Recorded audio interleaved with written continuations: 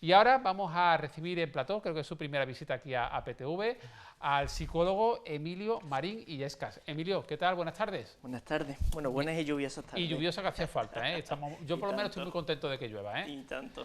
Bueno, Emilio, eres psicólogo en el Centro Neurosumma y hemos querido que esta tarde te sumes al programa para hablar de un tema que hasta hace años era casi tabú, no se hablaba en los medios de comunicación, bueno, digo años en plural y quizá incluso menos, ¿eh? Sí. Era un tema que incluso había como una, no voy a decir ley, pero como una regla, una norma no escrita de que era mejor no hablar de suicidio en los medios de comunicación. Luego hablaremos de ese tema porque ha cambiado bastante esa percepción o esa idea. Pero yo tengo aquí un dato bastante significativo y preocupante. Dice, tenemos los datos de 2021 en la provincia de Málaga.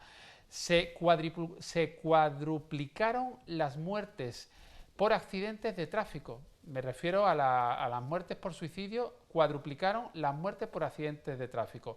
En el año 2021 fallecieron en Málaga por causas referentes o relativas a accidentes de tráfico 49 personas. En cuanto a suicidios en la provincia de Málaga en 2021, 187. Es una cifra de luego a tener en cuenta. Y las estadísticas dicen que 4 de cada 5 personas de Málaga que se suicidan son mayores de 40 años. Bueno, lo primero, preguntarte por qué durante tantos años esto ha sido un tema tabú, por qué no se le ha prestado atención, no se ha querido hablar de este tema. Buena pregunta, ¿no? Incluso a día de hoy te diría que se le sigue llamando como la pandemia silenciosa, ¿no? Acabamos de pasar esa pandemia del COVID, ¿no? Y sin embargo se hacía mucho hincapié en cómo prevenirlo y demás, ¿no? Pero cuando te vas a los datos, a las estadísticas y demás, se ve que incluso, sobre todo en el año 2020 y 2021, hubo más fallecimientos por personas que se suicidaron que por accidentes de tráfico, por ejemplo. Y que por el COVID, como estoy diciendo antes, ¿no? Y sí, sin embargo, no se hace tanta campaña como se hizo en su momento con los accidentes de tráfico. El por qué, aquí tendríamos que hablar a lo mejor de cuestiones bastante complicadas, ¿no? El suicidio o la conducta suicida o autolítica, que creo que lo expresa un poquito mejor. Es una cosita bastante complicada y creo yo que también hay como muchos mitos alrededor de la misma, ¿no? Entonces, bueno, el por qué tendríamos que hablar de todos los casos, ¿no? Que han conseguido consumar esta conducta y de las que se dice 80.000 personas que han intentado suicidarse incluso. Yo también he estado manejando un poco algunos datos para venir hoy aquí preparado y también tampoco me sorprendió mucho porque llevo trabajando yo con este tema tiempo y la verdad que son un poco alentadores, vaya. Oye, Emilio, ¿por qué una persona decide dar ese paso, ¿no? Esa conducta autolítica, como tú decías, de acabar con su vida? Que cuando se consuma pues es una tragedia y en el caso de que no se llegue a buen puerto ese propósito, en algunos casos quedan secuelas de por vida. Exactamente. Hombre, aquí te voy físicas y psicológicas. Totalmente, sobre todo psicológicas incluso.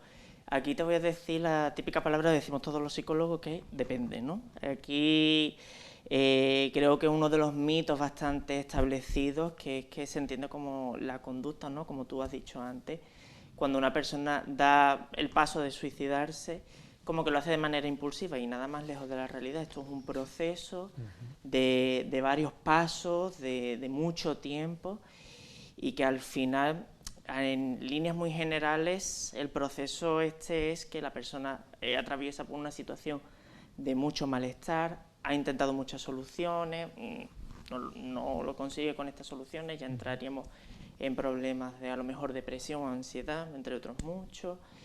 Hay un proceso de planificación, ¿vale?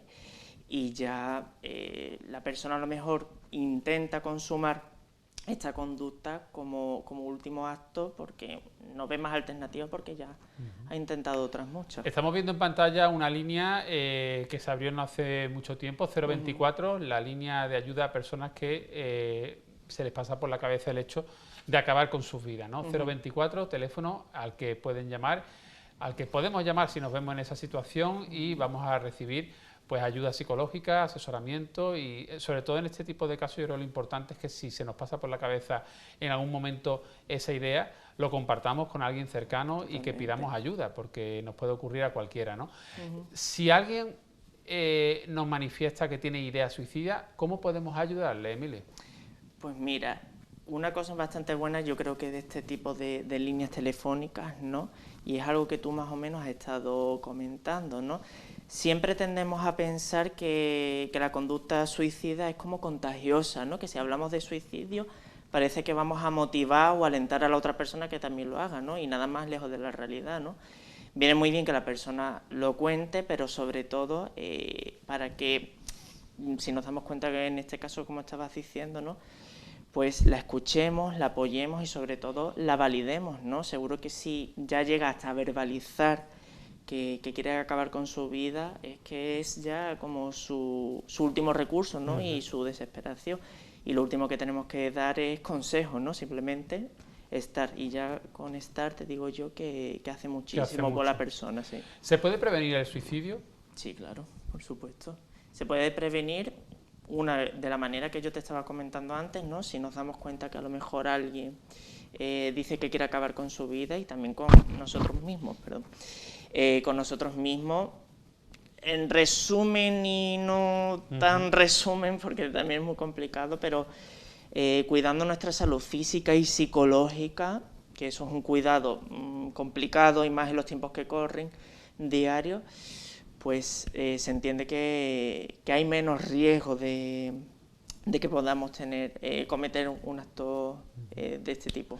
Fíjate, Emilio, que hace poquitos segundos has dicho tú que había la falsa idea, ¿no?, de que si se hablaba de suicidio se podía motivar a otras personas el que cometieran pues esa misma conducta, ¿no?, de autolesionarse, de acabar con su vida. Y yo creo que esa idea, que durante muchos años se ha mantenido, ha hecho que en los medios de comunicación no hablemos de suicidio, no demos noticias de suicidio, tan solo se daban noticias en relación a un suicidio cuando esa noticia, o cuando ese hecho, quiero decir, mejor dicho, ese suicidio provocaba una muerte de un tercero, pero si era directamente una persona que acababa con su vida, se omitía, no se daba la información, por temor a que eso alentara a otras personas a poder cometer la misma acción, ¿no? Eso ya se ha desestimado y se considera que todo lo contrario, que hablar de este tema, y es que durante muchos años se le ha prestado cero atención, escasa atención a nivel social, a nivel político, a nivel sanitario incluso, ¿no? Sí, totalmente. Yo creo que todavía estamos poco a poco en ese paso. Sí, claro, totalmente, pero es muy necesario tener que hablarlo, ¿no? Yo creo que ustedes estéis organizando ahora mismo un programa así, ¿no? Y que me hayáis invitado a mí a día de hoy es de valientes, incluso lo que te digo, ¿no? Por eso, ¿no? Porque es muy complicado, pero si nos ponemos a hablar con cualquiera de nuestro alrededor, conocemos a alguien seguro que lo ha intentado, que lo ha pensado o hasta lo haya podido cometer, ¿no? Y al final es que está en nuestro día a día. Bueno, ¿qué le diría a aquellas personas que dicen, bueno, el suicidio en muchos casos es una conducta para llamar la atención, para manipular? A ver. Sí, eso es otro mito también, totalmente, ¿no? ¿verdad? Mira, en parte sí y en parte no. Vamos a ver, ¿qué tiene de malo llamar la atención? Yo creo que el gran problema aquí es el cómo se llama la atención, ¿no? Para los seres humanos somos seres sociales y la atención, ¿no? El que alguien nos diga cómo estamos, se preocupe por nosotros, es nuestro mayor reforzador. A ti y a mí nos encanta que alguien nos pregunte por nuestro día a día, ¿no? Muchas veces, y eso se está viendo sobre todo con las personas mayores, ¿no? Que están viviendo una situación de soledad abrupta y ven que la única manera que consiguen que alguien les preste un poco de atención es cuando dicen, pues me quiero morir. Sí. ¿Sabes? Entonces, por una parte sí, te digo que es una manera de llamar la atención, pero ahí tenemos que estar nosotros para educar a la población y enseñarles que no, que tenemos que prestar atención y que hay otras maneras, ¿no? Y que si al final lo piensa o lo comete, bueno, pues que lo apoyemos, ¿no? Sin juzgar. Fíjate que 3 de cada 2 2 de cada 3 personas que intentan suicidarse son varones. Sí, o 3 de cada cuarto, más o menos un 75%. O sea que el suicidio se da más en varones que en mujeres. y el primer grupo de riesgo sería un hombre entre los 40 y 55 años. Sí, totalmente. Creo yo, a ver, creo que aquí ya tendremos que acuñar a cuestiones más culturales y más sociales, ¿no?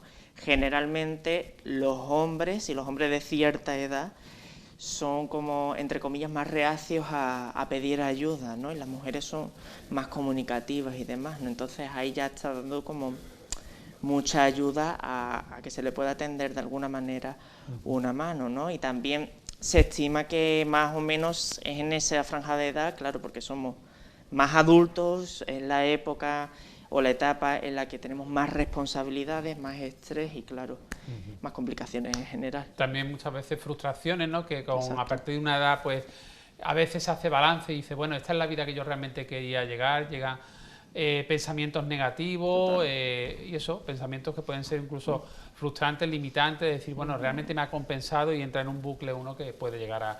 Lo importante es hablarlo, ¿no? Pedir ayuda, hablarlo y alguien que tenga cerca, bien un amigo, un familiar, pues oye, expresarlo, me encuentro mal y se me ha pasado por la idea esto, antes de que uno se encierre en ese pensamiento negativo. También habría que, también habría que, yo creo que eliminar esa idea de el que dice que se va a suicidar no lo va a hacer.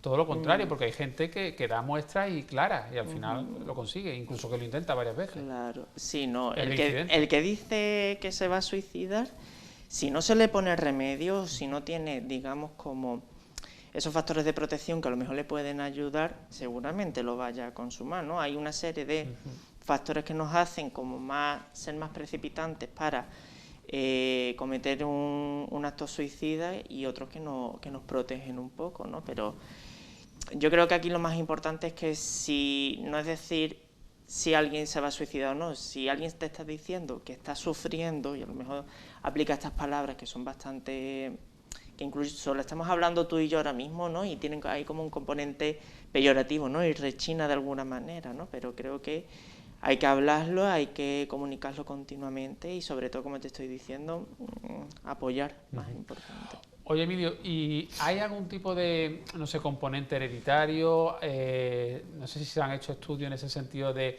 personas que en un momento dado se suicidaron, acabaron con sus vidas, luego sus hijos, sus descendientes han repetido también esa conducta. Es que cuando metemos el tema de la genética, eso es un poco un cajón desastre, ¿no? A ver, es como yo utilizo mucho en este tipo de cosas, cuando me preguntas por la genética o el factor hereditario, la típica ruleta de las ferias, el perrito piloto, ¿no? Que tú tienes que comprar unas papeletas y tenerlo, ¿no? Y va un poco en línea con lo que estaba hablando antes, ¿no? Sí que hay una serie de factores o de papeletas, por así decirlo, que nos hacen más probables a, en este caso, pues cometer un acto de una conducta suicida, ¿no? Pero que yo tenga más papeletas no quiere decir que eso me determine a cometer ese acto suicida, ¿no? A lo mejor mi padre se ha suicidado y no quiere decir que porque mi padre se haya suicidado yo vaya por el mismo camino, ¿no? Pero sí que me ha dejado algo mejor unas secuelas y demás que suman más papeletas, como tú estabas mencionando antes. Emilio, un suicidio además marca no solo a, evidentemente, si se consuma acabas con tu vida, eso está claro, no estoy descubriendo nada nuevo. Pero si no lo consigues, te deja una secuela, como decíamos, a veces física y seguramente psicológica. Pero también marca a quien tienes alrededor. Se consuma o no se consuma el suicidio, efectivamente tiene que ser un mazazo, ¿no? Para quien rodea a esa persona, quien está cerca de esa persona, pues... ¿Cómo se supera eso? ¿Cómo se trabaja a nivel familiar? ¿A nivel qué trabajo se hace? Tengo muchas preguntas antes de que te vayas, porque, por ejemplo, entiendo que, por desgracia, a consulta llegarán más casos de personas que lo han intentado y no lo han conseguido que personas que se les pase por la cabeza el hacerlo y que vayan a un profesional a que les ayude para que eso no llegue a...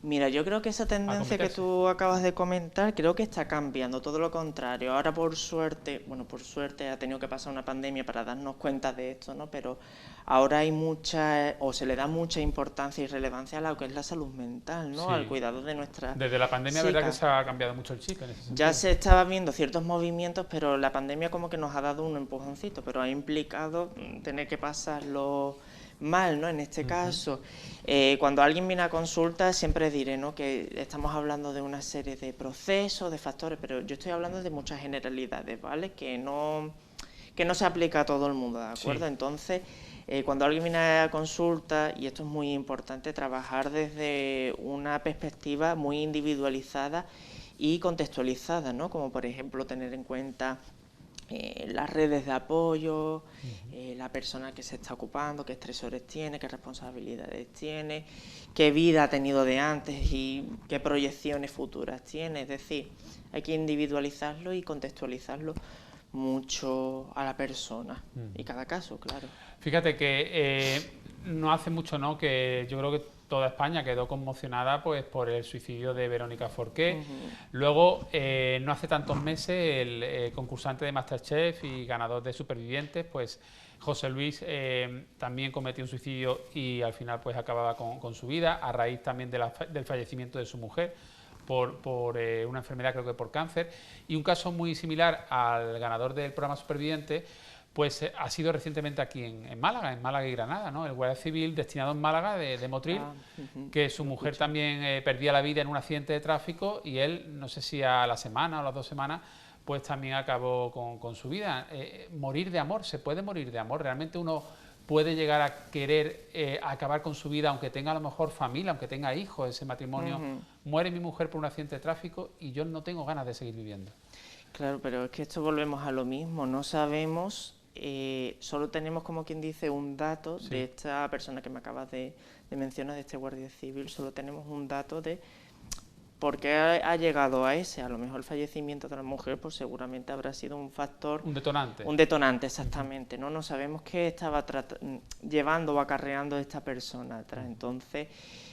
no podemos tampoco sacar conclusiones. Exactamente, esto como te estaba diciendo al principio es una cosa muy complicada y no podemos establecer una causa y efecto nunca, ¿no? Es lo que te estaba mencionando antes, estos son más papeletas, pero que yo tenga todas las papeletas no quiere decir que al final vaya a cometer este acto, ¿no? Yo por suerte en el trabajo que tengo me he encontrado a gente con unas vidas bastante peculiares, por decirlo de alguna manera, y tienen un factor de resiliencia muy envidiable, ¿sabes? Entonces, claro, incluso tiene pocos factores para que esa persona salga adelante, ¿sabes? Son personas que van un poco a contracorriente, entonces tenemos que mirar a cada persona y cada situación de esa persona con una lupa para poder trabajar bien con ella. Efectivamente, la palabra es trabajar, ¿no? Trabajar con estas personas, que estas personas también pidan ayuda a su entorno más próximo y que acudan a un profesional. Que esto se trabaja y es cuestión de querer salir adelante, ¿no? Y de pedir ayuda y hablarlo, ¿no? Exactamente, ¿no? Si en Neurosuma, por suerte, ya somos un equipo de psicólogos y estamos especializados, ¿no? No es lo mismo una conducta suicida en niños, adolescentes, adultos y personas mayores, ¿no? Y tenemos la suerte que colaboramos y entendemos con cada especialidad, ¿no?, de alguna manera y eso, y trabajamos de una manera integrada e individualizada con cada persona, que en este caso sea valiente y se atreva pues a pedir ayuda. Pues Emilio, muchas gracias por venir al programa, a nuestro magazine Málaga TV, y si nuestros espectadores quieren ponerse en contacto contigo para preguntarte cualquier cuestión, bien sea de suicidio o de cualquier otro campo de la psicología, ¿cómo pueden hacer? Pues mira, nos pueden buscar, por ejemplo, en internet, en www.neurosuma.com y .es, también en redes sociales de Neurosuma. Y bueno, aquí en Málaga Capital nos encontramos en Avenida Jane Bowles número 9, en la zona de la Nueva Virreina, y estamos aquí para lo que necesitáis, de verdad. Pues Emilio Marín Illescas, psicólogo, muchas gracias por venir al programa y hasta pronto. Gracias. Muchas gracias.